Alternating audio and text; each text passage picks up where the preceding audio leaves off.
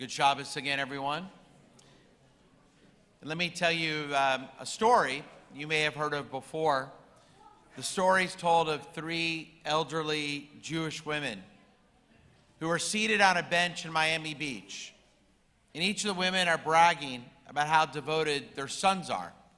The first mother says, "My son is so devoted that last year for my birthday, he gave me an all-expenses-paid cruise around the world, first class." The second elderly Jewish mother says, "My son is more devoted. For my 75th birthday last year, he catered an affair for me and even gave me money to fly down my good friends from New York." The third one says, "My son is the most devoted. 3 times a week he goes to a psychiatrist. $120 an hour he pays him. And what does he speak about the entire time? Me." Yes, no matter the family dynamics are always a challenge. And whether it's between children and parents or brothers and sisters, it's a challenge that we as people have had for centuries. As we find one theme that runs throughout the book of Breshit, the book of Genesis, that we're in the midst of right now, is one of the most challenging of family dynamics: sibling rivalries. The book begins when Cain murders his brother Abel. And the book ends when Joseph finds reconciliation with his brothers who had thrown him into a pit, leading him to be sold into slavery. Meanwhile, we have other stories of sibling disharmony: Isaac and Ishmael, the sisters Leah and Rachel. But this portion that we have read today focuses more than any other on the struggle between two brothers, twins, Jacob and Esau. Even within the womb, these twins struggle with one another. They're totally different. Esau is an outdoorsman and a hunter. Jacob is an indoor man, a dweller in the tent. One can sense that Esau is more physical and Jacob more intellectual. And to make matters worse, their parents play favorites. Isaac favors Esau, while Rebekah, the mother, favors Jacob. In the portion, we find Jacob convincing Esau to sell his birthright for a bowl of lentil soup. And then Jacob fools his father into giving him the blessing meant for Esau. By the end of our portion, Jacob flees the wrath of his brother.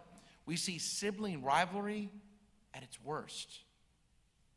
And perhaps Genesis is telling us that sibling rivalry is built into the universe. Fortunately, I've seen this many times as a rabbi, way too often. Broken relationships between brothers and sisters that lead to constant fights and arguments. The missed simchas, the bar mitzvah or the wedding where a sibling doesn't even show up. The worst is when there's a funeral. Siblings so angry with each other, they won't even meet with the rabbi in the same room. So we have to have 2 meetings, one with each camp, to talk about a loved one who has passed. Instead of properly laying a loved one to rest, family members are filled with even more rage. And the legacy of animosity and bitterness only continues l'dor vador, from generation to generation. And the rage and resentment grows and grows.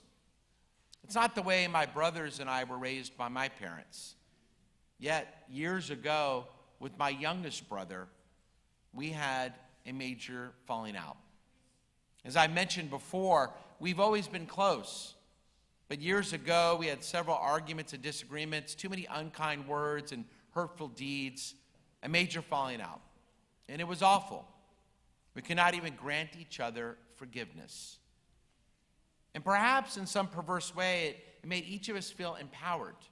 We could hold something over each other. Even though we were then forced to live with the pain, we didn't have to let the other off the hook. A psychiatrist friend once told me that sometimes people don't let go. They don't grant forgiveness because then they'd be faced with the anxiety of having to deal with an unknown future. They think it's better to hold on to the present situation, even though it may be unhealthy, because at least it's the known. As bad as it may be, it's the devil they know. And yet too often that unhealthy situation, the devil they know, can be toxic. As it's been said, holding a grudge is like drinking poison and waiting for the other person to die. It can be like poison. In the words of one researcher, people who have been able to let go of the negative experiences and forgive have clear health benefits. Whether we're looking at heart rate, blood pressure, quality of sleep, the number of medications one person may be on, or the number of physical symptoms they may report.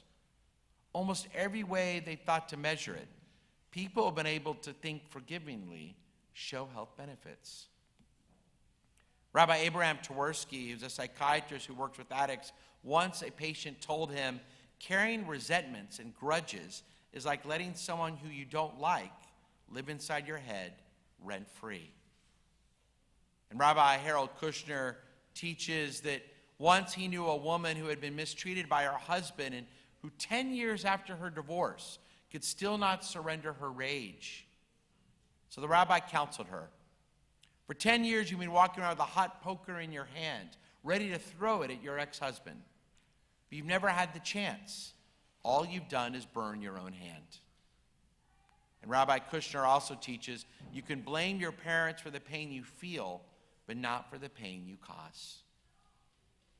On the morning of Hurricane Harvey 5 years ago, unfortunately, we woke up to 2.5 feet of water in our home. Even though we had not spoken for a long time, the first call I got that Sunday morning was from my brother. He was offering to come help clean out our home. Fortunately, he had the personal strength and the deep-seated love to make that call. He knew it was more important to forget all the negative things that had happened. And perhaps after spending 10 hours a day helping me move out my furniture, maybe he wished he wouldn't have called. But through that difficult day together, we quickly saw that it was time to forget what had happened so we could begin to forgive. And we have. And no, we'll never be able to get back those lost years. I wish we would have reconciled earlier. But now we're working every day to make up for some of what we did lose. I found great wisdom in one of rather strange verse from the book of Proverbs. The Bible in the book of Proverbs actually says, a friend is devoted for all times, but a brother is born for trouble.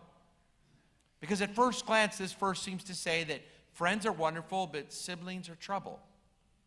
But the great French commentator, the Rabbi, on this verse gives great insight. He reminds us that we can always enjoy time with our friends. They're present to get together, to go out. But when we face trouble, it's our siblings who are there for us. As the commentator writes, when trouble arises, it's his brother or sister who rise to help him. His nature causes him to help, for he is his flesh and bone.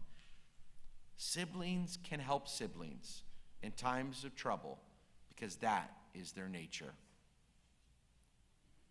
Yes, siblings, can they be there for siblings?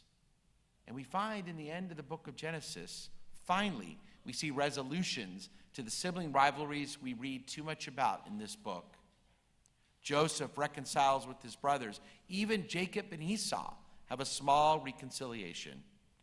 And as we open the book of Exodus, the next book, we see the great relationship between Moses and Aaron. Siblings can care for one another. Let me conclude with an old Jewish legend, one of my favorites, that gives us the reason why the ancient temple was born and made and established on that hillside in Jerusalem. The story is told that years ago, before the temple was ever established, that hillside was a farm shared by two brothers. One was married with several children. The other brother was a lifelong bachelor. So they split the crop 50-50. But one evening, the single brother thought, I have just one mouth to feed, while my brother has many mouths to feed. So he carried part of his crop to his brother's storehouse. At the same time, the married brother thought, I have children to care for me in old age. My brother has no one. So he too carried part of his crop to his brother's storehouse. And in so doing, the two brothers run into each other, each sharing part of their portion with one another. They embrace. And the legend has it, at that point, that's when God decides that will be the hillside where the great temple should be built one day. And this story is the basis of the powerful verse from the Hebrew Bible, Hine ma tovu umanayim, shevet achim gam yachad. Here is what is good and what is pleasant, for siblings to dwell together in harmony. Shabbat Shalom.